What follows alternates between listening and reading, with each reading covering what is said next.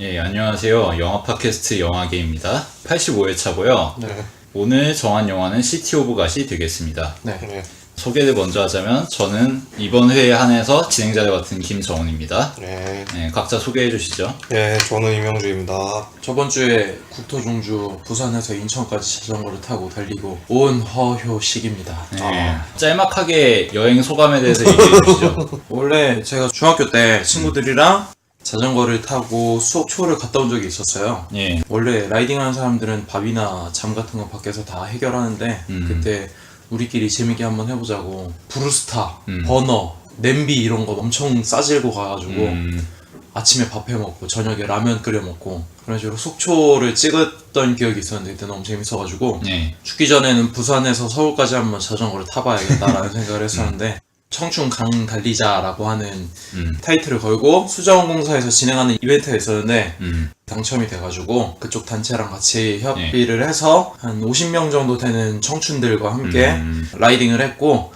과정 중에 대구에 있는 SOS 어린이 마을이라는 곳이 있는데요. 예. 그쪽에 모금을 해서 기금을 전달하는 이벤트까지 진행을 해가지고 그때 100만원 라이징 펀딩을 모금했는데 100만원 달성하고 각 기업에서도 어느 정도 후원을 주셔가지고 600만원, 700만원 정도 돈이 모여서 그것도 전달하고 종주했다는 메달하고 인증서가 있어가지고 예.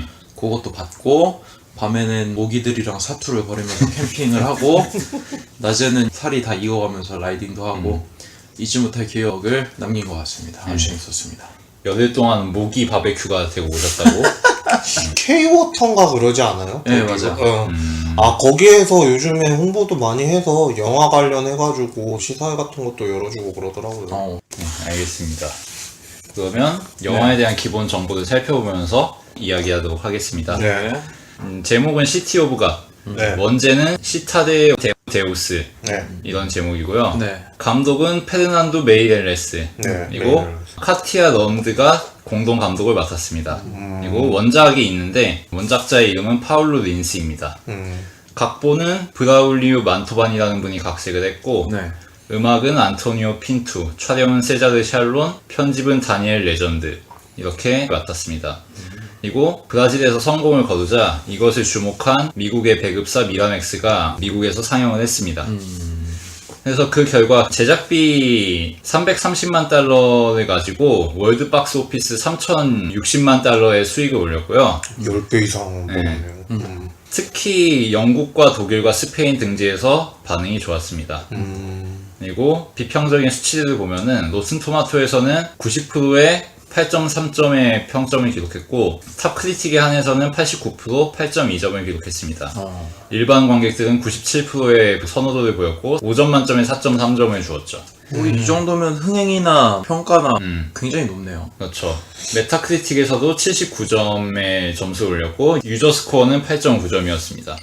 더불어서 각종 수상이나 영화 전문 저널의 평가들을 보면은 일단 엠파이어지에서는 비영어권 영화 역대 7위에 랭크 시켰고요. 이게 2010년 기록이고 비영어권이. 가디언즈에서는 역대 액션 영화 중에서 6위로 꼽았습니다.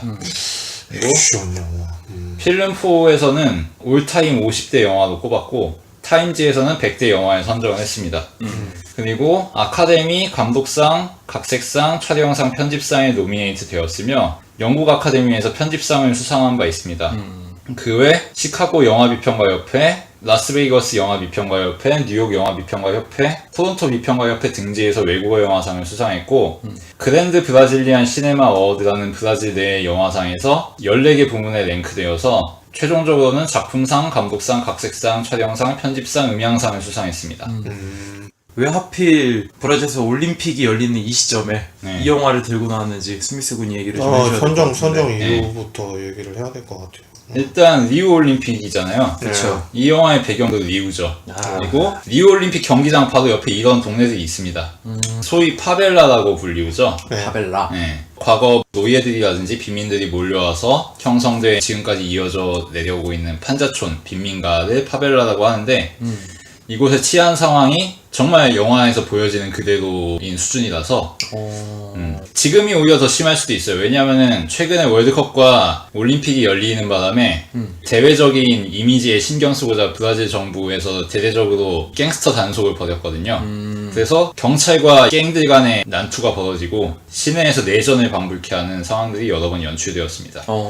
그래서 이 타이밍에 이 올림픽이 열리고 있는 브라질의 도심지들이 어떤지 살펴보는 좋은 기회가 될 수 있을 것 같아서 영화를 정해봤죠. 네. 이번에 친구 중에서 한 명이 여행을 다녀왔는데 총성이 그렇게 들리더래. 거기 선수들도 총성 몇 번씩 들었다고. 현지 사람이 얘기를 하기를 정권 때문에 치안 상황이 완전 악화됐대. 그래가지고 유튜브 같은데 간혹 가다 보시면은 관광객 가방을 가져가려고 뺏는 장면도 있고 혼란스러운 상황이라고 그래요. 겉으로 보이는 것과는 달리 실상은 정반대라는 거. 네, 참고로 파벨라에 거주하는 인구는 대략 150만 명 정도라고 하고 리우데자네이루 인구가 632만이거든요. 그러니까 도시 인구의 4분의 1이 이렇게 산다고 보면 되겠죠. 도시 인구의 4분의 1이? 네. 그리고 이곳의 대학 진학률은 1%라고 하고 맞아요. 맞아요. 실업률이 5할이 넘는다고 합니다. 5할? 평균 월 소득은 $200 정도라고 합니다. 네, 그 정도밖에 안 그러니까 된다고 그러더라고요. 한국 돈으로는 25만 원 정도. 물론 뭐 물가 차이를 감안해야겠지만 네. 그런 것도 있죠. 이 정도로 배경에 대해서 설명할 수 있을 것 같고 네. 트리비아를 이야기하자면은 이 영화를 만든 메이렐레스 감독은 원작 소설을 읽고서 이것을 영화로 만들겠다고 동기를 얻었다고 합니다. 근데 본인은 파벨라를 한 번도 가본 적이 없어서 실정을 전혀 몰랐다고 합니다. 그래서 파벨라에 정통한 전문가인 카티아 룬드를 공동 감독으로 섭외해서 작업을 같이 했다고 합니다. 이 사람이 이미 시티 오브 갓 파벨라 지역에 대한 다큐멘터리를 제작한 바 있었고 뮤직비디오를 찍는다거나 할 때 현지 코디네이터를 맡은 경력이 있었다고 하거든요. 그래서 많은 도움을 얻었다고 합니다. 그리고 이 영화에서는 전문 배우를 쓰지 않았습니다. 시티 오브 갓 출신 일반인들로 구성을 했고요. 유일하게 전문 배우로 나온 사람은 이 영화에서 세누라라는 역할을 맡은 제하고 경쟁관계에 있는 마약상 그 사람을 제외하고는 모두 일반인이라고 합니다. 감독이 왜 아마추어 배우들을 썼느냐, 왜 일반인들을 배우로 썼느냐에 대해서 답변을 하기를 지금은 브라질이 상황이 많이 달라지긴 했는데 그때만 하더라도 흑인 전문 배우를 구할 수가 없었대요. 흑인들은 배우를 거의 하지 않았다고. 그래서 애초에 아무나 걸리는 대로 쓸 수밖에 없는 상황이기도 했고 두 번째 이유로는 그 마을에서 직접 나고 자란 사람들이 이 영화에 보다 잘 적응할 수 있고 더 현실적인 연기를 보여줄 수 있다고 판단해서 그렇게 섭외를 했다고 합니다.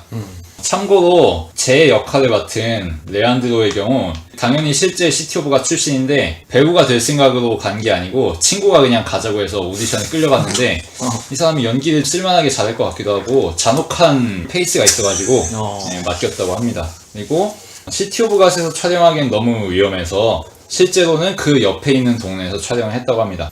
브라질 개봉 당시에는 320만 명의 관객을 동원했다고 하고요. 이 성과를 주목한 깐에서 비경쟁 부문에 초청을 했습니다. 그래서 깐에서 상영하자 여러 언론에서 인터뷰를 요청했습니다. 그래서 순식간에 영화가 세계 각지로 배급되기 시작했고 그렇죠. 그리고 이 성과를 인정받아서 아카데미에서도 다수의 부문에 노미네이트 됐고요. 수상은 실패하긴 했지만 우리나라에서도 들어왔긴 했는데 내가 이거를 제일 먼저 봤을 것 같아. 영화제에서 봤거든요. 이게 내 기억으로는 1년 뒤인가 해가지고 2003년도 때 틀어졌을 거야. 내 기억으로는. 그 개봉은 2005년. 개봉은 2005년에 했을 텐데 나도 이거 보면서 처음에는 뭐 이런 영화가 다 있어 그러고선 봤지 어린 마음에. 근데 나중에 또 보고 나니까 생각이 달라지긴 달라지더라고.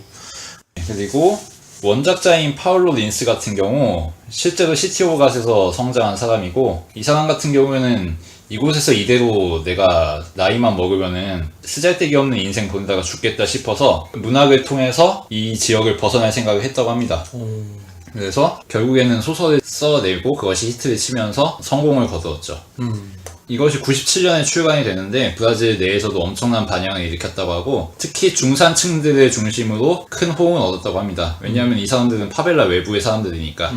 그 중에 한 사람도 메이렐레스 감독이었던 거죠. 네, 그래서 이 영화가 만들어지게 됐고 이렇게 섭외된 일반인 배우들을 다룰 때 켄 로치 감독의 연출 방법을 참고했다고 합니다. 켄 로치 감독도 다른 리얼리즘 영화 제작자들과 비슷하게 비전문 배우를 활용해서 영화를 촬영하곤 했는데 네. 그 노하우를 참고해서 이 시티 오브 갓도 제작이 됐다고 합니다.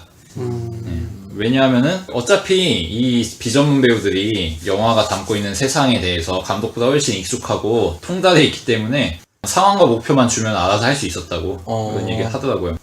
네. 그럼 굳이 뭐 대본이나 연기 스타일 같은 거를 강요할 필요 없이 상황이랑 목적만 딱 주어지면은 그들이 알고 있던 그 세계를 그냥 표현했다 이런 네, 볼 수도 있겠네. 그렇죠.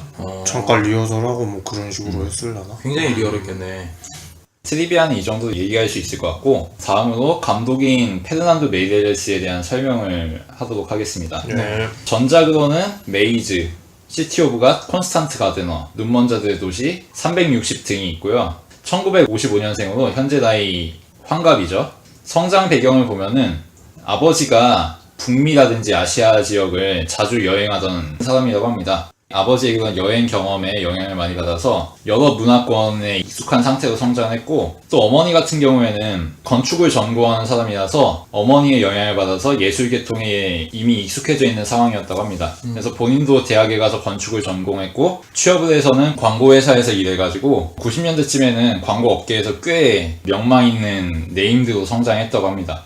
그런 상태에서 시티 오브 갓 원작 소설을 읽고 이걸 통해서 내가 영화를 만들어 봐야겠다라고 결심을 하고 영화를 만들게 되었다고 합니다. 저 같은 경우에는 눈먼자들의 도시를 보긴 했는데 네. 그것도 시티 오브 갓이랑 비슷한 부분도 있어요. 내부 갈등 같은 게 되게 심하기도 하고 네, 그것도 원작 소설이 있죠. 그리고 그리고 원작 소설도 있고 내가 만약에 저 상황에 처해 있었다 그러면은 저랬을 것 같기도 하네 그런 식으로 해서 보기도 했는데 인간의 잔혹함이라든가 잔인성이라든가 그런 거를 잘 보여주는 감독인 것 같아서 다만 저는 시티 오브 갓 이후의 작품들은 별로 높게 평가하고 있지 않아서 그래도 콘스탄트 가드너 같은 경우에는 할리우드 진출작이고 이게 비평적으로 크게 나쁜 평가를 받진 않았는데 네.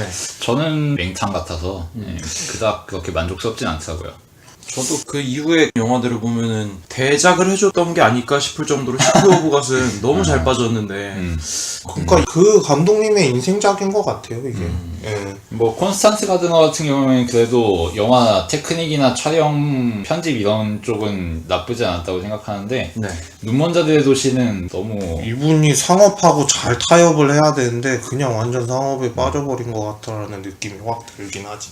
그래서 제 생각에는 소재 빨이 아니었나? 본인이 잘 소화할 수 있고 능수능란하게 다룰 수 있는 소재 한 번 맡아가지고 제대로 인생작 찍고 그 이후로는 역량 부족을 드러내는 게 아닌가 싶긴 한데 어쨌든 그래도 시티 오브 갓은 전 좋은 작품이라고 생각하기 때문에 그건 인정해야죠.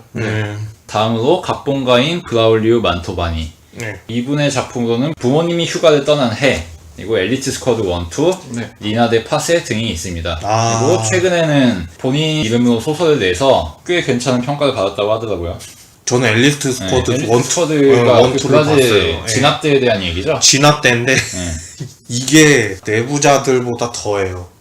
마피아들의 그런 내부 사정이라든가 네. 꿍꿍이들을 설계를 하는데 야 표현이 안 돼요. 잔인함이라든가 설계해놓는 거가 기가 막혀요. 그냥 설정 자체는 뭐 그게 픽션이 아니라 리얼이니까. 완전 리얼인데 시카리오 같은 경우에도 리얼함은 살렸다 이렇게 얘기를 하는데 여기에 비하면은 나는 좀 세 발의 피인 것 같아요. 개인적으로 봤을 때. 심지어 브라질에서 어떤 일이 있었냐면은 한국으로 치면은 뭐 그것이 알고 싶다나 PD수첩 이런 것처럼 시사고발 프로그램을 하던 PD가 마피아를 고용해가지고 살인을 저지른 다음에 그 사건을 취재한 건도 있다고. 서프라이즈에서 나올 법한 일들이죠. 우리나라에서는.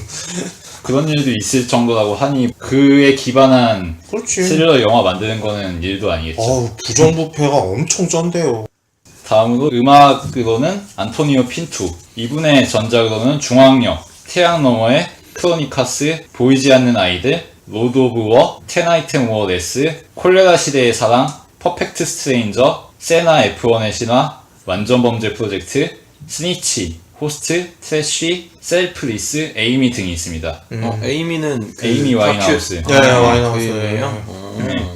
상당히 굵직굵직한 작품들이 많고 비미국인 중에서는 꽤 알려진 음악 감독이라고 하더라고요.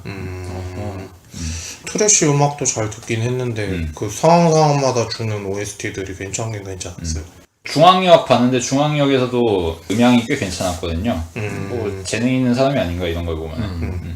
다른 영화들은 잘 기억이 안 나는데 에이미는 굉장히 기억나는데 기억나는 이유가 에이미 와인하우스의 삶이 굉장히 드라마틱한데 그녀가 불렀던 노래들도 사실 그녀의 자전적인 이야기가 많아서 영화로 만들었을 때 또는 뭐 뮤지컬로 만들었을 때 그녀의 노래를 가지고 그녀의 삶을 이야기할 때 잘 어울린다고 생각을 했는데 영화에서도 노래랑 굉장히 어울리게 이야기를 잘 진행시켜가지고 영화적인 재미 요소로 봤을 때도 굉장히 음악을 잘 집어넣었다라는 판단도 있었고 이거 에이미 영화 보면서 굉장히 잘 설명해줘가지고 이 사람이 어떤 문제를 겪고 어떻게 마음가짐을 하면서 살았을지까지 극복을 했을 줄. 재밌게 봤던 기억이 이거 납니다. 작년에 평도 좋았죠. 네. 다음으로 촬영은 세자르 샬론이 맡았습니다. 이분의 작품으로는 맨 온 파이어, 서커 프리시티, 잘 봤죠. 콘스탄트 가드너, 아빠의 화장실, 안데스 산맥 조난기, 눈먼 자들의 도시 등이 있습니다. 이 이후로는 작품을 한 게 없더라고요.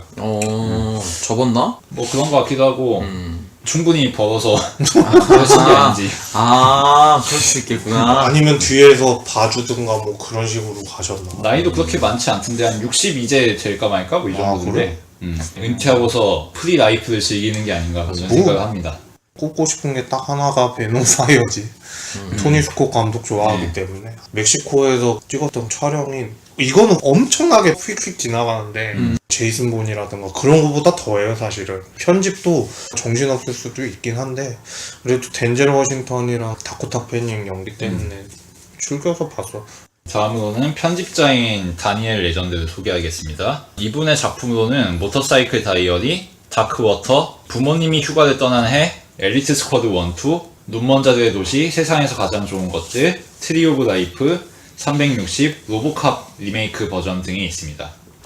로보캅 리메이크는 좀 아닌 것 같다. 근데 뭐 트리 오브 라이프도 그렇고 뭐 엘리트 스쿼드도 그렇고 그 다크워터도 전까지- 그렇고 굉장히 유명한 작품들이 많죠. 그러니까 그 전까지는 괜찮았는데 왜? 그리고 시티 오브 갓도 그렇고 이 작품들이 다 리드미컬하고 페이스가 빠른 편집으로 유명한데 탁월한 편집자가 아닌가. 이 시티 오브 갓이랑 트리 오브 라이프는 반대 접점에 있는 영화들이라고 그치. 볼 수 있는데 바리에이션이 넓네. 이거저것 안 가리고 그냥 잘하시는 분들 중에 한 분이시겠네. 어디에 휘둘리지 않는 사람?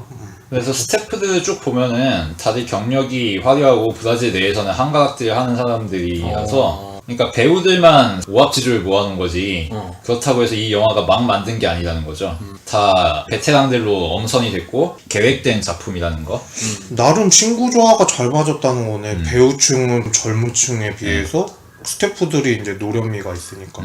근데 사실 영화 보면서도 그런 게 많이 느껴지긴 해요. 이 배우들의 연기가 정말 화려하다, 감정을 들끓게 한다 그런 것보다는 그 주변 요소들로 굉장히 그치. 잘 쳐내잖아. 그 초반에 갑자기 닭 잡다가 과거의 회산신으로 돌아갈 때 360도로 뺑 돌아간 다음에 축구하는 장면도 갑자기 넘어가잖아. 그치. 그런 거 보면 스타일리시하고 배우들의 역량보다는 이 스태프들의 기술이 좀 더 이 영화대에 가미돼 있다는 느낌을 알 수 있지. 그렇지.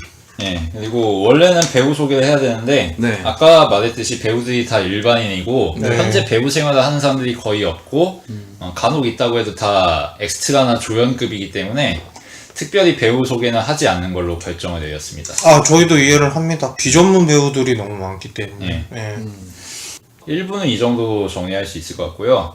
2부에서 영화의 시놉시스와 그리고 작품에 대한 평가, 분석을 해보도록 하겠습니다. 네.